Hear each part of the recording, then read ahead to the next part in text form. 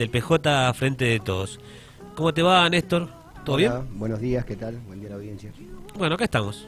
¿Todo lindo? Todo lindo. ¿Sí? ¿Has venido como desabrigado? ¿Cómo está afuera? No, está lindo, linda mañana. Bueno, linda mañana. ¿Qué pasó, Vicky? No sé qué me ibas a decir. Porque Vicky me hace señas, no sé, de este lado, no sé qué me quiere decir.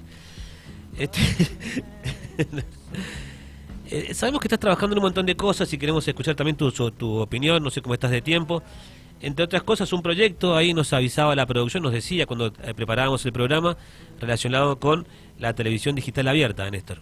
Sí, exactamente. Bueno, hace ya un par de días, 2 semanas creo que está funcionando en San Rafael nuevamente, y es un logro, la televisión digital abierta. Esto que se dio de baja en el 2016, la antena hoy se encuentra en el viejo predio del regimiento, perdón. Sí.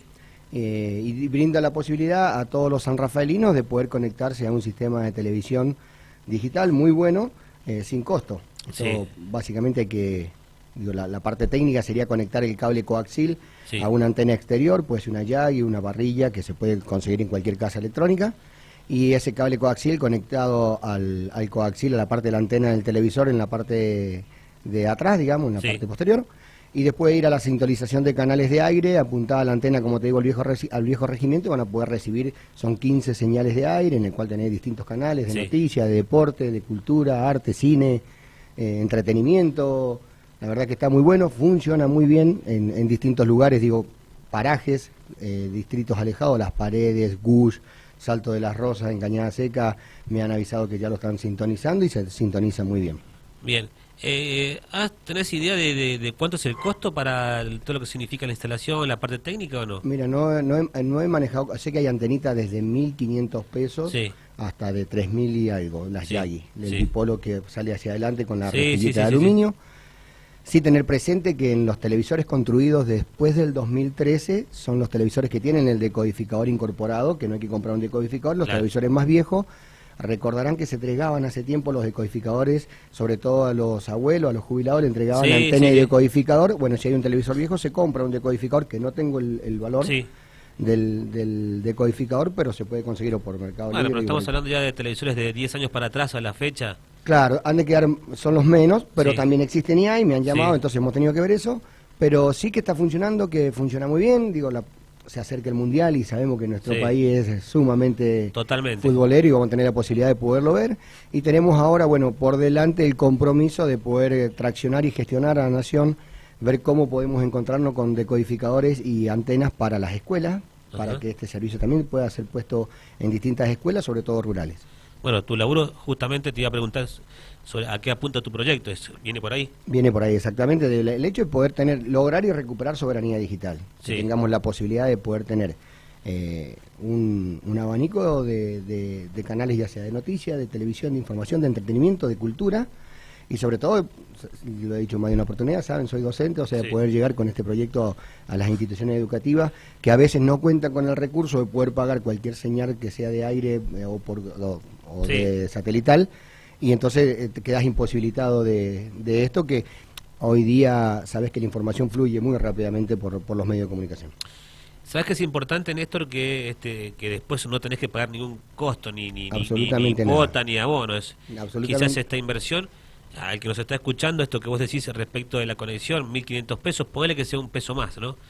Pero ya quedás conectado y esto es para siempre, ¿no? No es que tenés que pagar un abono todos los meses. No hay que pagar nada por mes. Es más, en varios lugares donde lo instalamos usamos antenitas viejas que habían ya en desuso y salieron funcionando muy bien. Vuelvo a repetir, está funcionando, lo han probado de distintos distritos con una calidad de imagen muy buena. Y me parece un logro sumamente importante poder tenerlo nuevamente. Bien, ¿cuántos canales decías más o menos? Son 15 canales, si no me equivoco. Bien. 15 canales que hay, vuelvo a repetir, canales de noticias, canales de entretenimiento, tenés de noticias, lo digo porque me lo preguntan, pero ahí con un tinte político, tenés La Nación Más y también vas a tener ese 5N, o sea, tenés para elegir y de lo que te guste. Bien, es muy importante. Estamos conversando con el concejal Néstor Ojeda, con esta interesante propuesta, ¿no? Que en algún momento estuvo, que después no estuvo más. En el 2016. En el 2016 se dio de baja. Igual te comento, estuve con los técnicos en la planta, que había sido vandalizada, habían roto servidores, la verdad que una pena, porque también también pedirle el compromiso a todos los ciudadanos de San Rafael de cuidar. Está en el predio del regimiento, si bien hay sereno, digo, había sido vandalizado. Más allá de que se había dado de baja, había quedado en desuso, después había sido vandalizado, ¿sí? Entonces hoy día el predio está iluminado, lo limpiaron, se puso portón, se arregló todo el perímetro. Fue mucho trabajo de los técnicos y aparte recuperar y poner en funcionamiento las fuentes que estaban quemadas, los servidores que habían deteriorado. A Dios gracias, digo, hoy lo tenemos funcionando en San Rafael. Y esta idea de llevar la televisión digital abierta a los colegios, vos decías recién, bueno, tu experiencia como docente, ¿no? Y la importancia de estar conectados en un mundo que necesita estar conectado, ¿no? Informado. E informado también, ¿no? Y porque esto va cambiando de minuto a minuto. Y es interesante, ¿no?, que el colegio, la comunidad educativa, sean profesores o alumnos, tengan esta posibilidad de estar, como vos decías, informados o conectados y en el paso a paso con la realidad, con la actualidad. Para los equipos en una escuela es lo mismo, ¿no? No, a ver, te comento, hay escuelas del secano o escuelas muchísimo más alejadas de la ciudad de San Rafael. Acordate que esto es una frecuencia que se transmite por el aire, sí, y a medida que nos alejamos se dificulta la conexión. Sí. Pero también, digo, la televisión digital abierta, la TDA, viene a la mano el ARSAT, digo, sí, quien que lo pone en marcha es el equipo de ARSAT. Sí. Y te acordarás del ARSAT, el satélite que tiramos a Argentina, digo, que quedamos geoposicionados, y nos permite también tener televisión digital a través de un decodificador satelital. El compromiso sería, y lo que estamos tratando de trabajar, es ver si podemos conseguir ese tipo de decodificadores satelitales para llevar a las escuelas del secano o a las escuelas más alejadas para que puedan también gozar de ese servicio, que aún tiene la ventaja que tiene más cantidad de canales. Bien. ¿Y eso, las gestiones hacia quién son? ¿Hacia la Nación? Hacia la Nación ARSAT, exactamente. Bien. Directamente. ¿De costo que has averiguado algo? No, la idea es justamente que la escuela no tenga costo. Bien. Es que podamos hacer una donación. Claro. De ese equipamiento que existe, que hay que gestionarlo. Es parte de lo que uno hace en la política, ¿no? Gestionar y conseguir recursos para poder brindarlos en servicio a la comunidad. No, pero digo, más allá de la gestión, ponle que algún alma caritativa diga, quiero poner plata ahí. Es que no sé si se venden. Claro, ahí está. Eso te quería preguntar. Claro. Esto hay que gestionarlo a través de ARSAT y los van entregando a instituciones como escuelas o distintas instituciones. No hay forma, solamente, la mano estatal allí, ¿no? Exactamente. ¿Hace cuánto que sos docente? Del 2001. Ajá, 20 años. Claro, terminé mi escuela técnica en Salto de las Rosas, me recibí de maestro de escuela primaria en el 2000, después empecé a trabajar en el 2001 en escuelas técnicas. En el 2012 me recibí de profe de escuelas técnicas, después hice un postítulo de aplicaciones informáticas y 3 años en la licenciatura en Ciencia de la Educación que no terminé. Bien. ¿Qué pensás de todo esto que ha pasado en el último tiempo en la provincia de Mendoza con protestas, manifestaciones? Mira, primero voy a salirme en una parte de mi rol de concejal y como docente te digo que... le pregunto siempre... que nos queda, no concejal, sino al docente. Mirá, consideramos que uno de los pilares fundamentales del desarrollo de cualquier país o nación es la educación. Esto lo sabemos. Hay tres pilares fundamentales: salud, seguridad y educación. Y los docentes, como digo, caminaron las calles de Mendoza buscando un reclamo salarial, porque es verdad que somos una de las provincias peores pagas del país. Digo, peores pagas. Hemos tenido sueldos compitiendo con provincias vecinas, San Luis, San Juan, La Pampa. No vamos a hablar de Neuquén, que siempre tuvo sueldo más alto que nosotros, el costo de vida también es más alto, pero hoy día esas provincias casi triplican el sueldo nuestro. Entonces, obviamente que los docentes reclamamos porque, y pongo en valor la tarea de los docentes de la provincia de Mendoza y sostenemos el sistema educativo. Nos tocó hacerlo en pandemia, poniendo nuestros recursos, nuestra movilidad. Digo, también en mi caso me tocó repartir 127 bolsones de mercadería todos los meses, y lo hacía con mi vehículo, yo pagaba el combustible y iba a la casa de los chicos a repartirlo cuando no se pueden armar, porque dirección de escuela lo dejaba en la escuela y listo. Y había que llevarlo, había que repartirlo.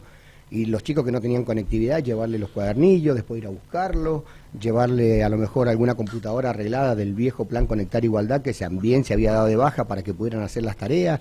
Estuvimos presentes, estuvimos al pie del cañón. Para poner un stop ahí, rápidamente, para que no desviarnos, ¿no? Esto de que obviamente que la conectividad no llegó a todos, ¿no?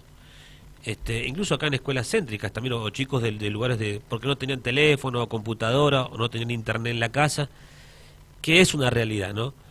esto que vos hacías o que hacían tus colegas, directivos, docentes y demás, ¿no recibieron ningún tipo de bono para el combustible? No, nada, absolutamente nada. Por eso las declaraciones del ministro de Educación de la provincia fue muy violenta para con los docentes, sí, cuando dijo que nosotros no queríamos volver a la presencialidad, y dijo que queríamos seguir en la casa. Digo, nadie quería eso, nadie quiso transitar una pandemia ni estar en pandemia, todo lo contrario, o sea, fue muy violento.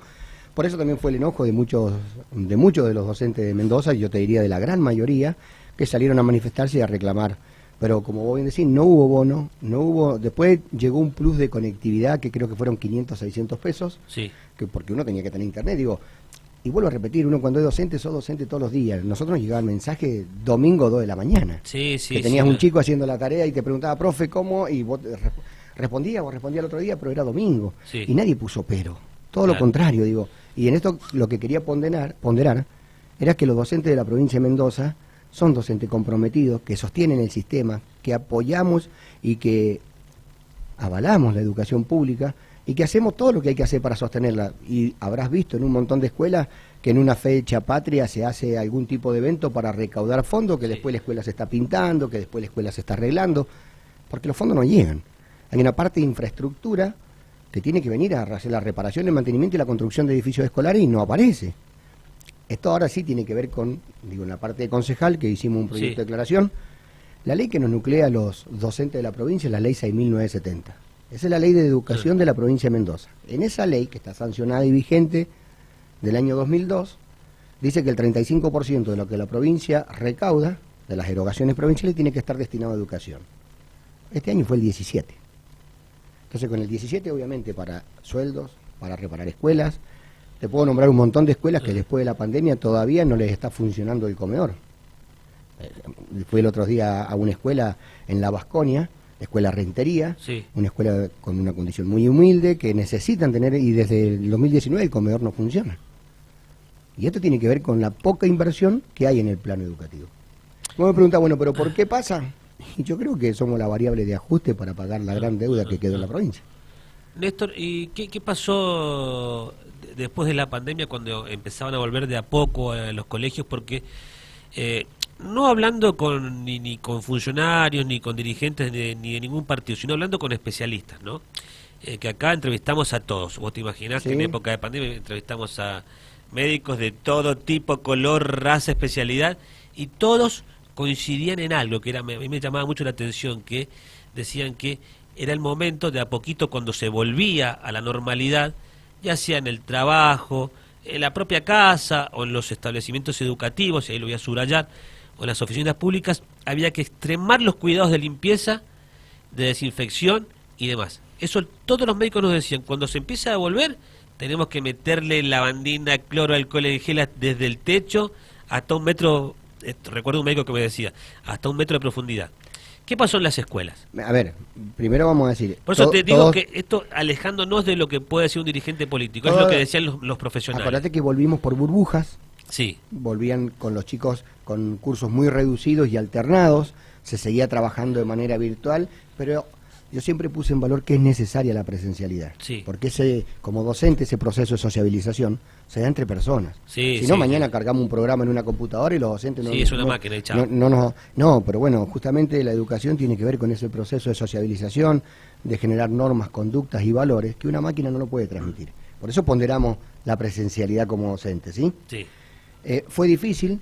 En la escuela nuestra se hacía alcohol en gel, se hacía...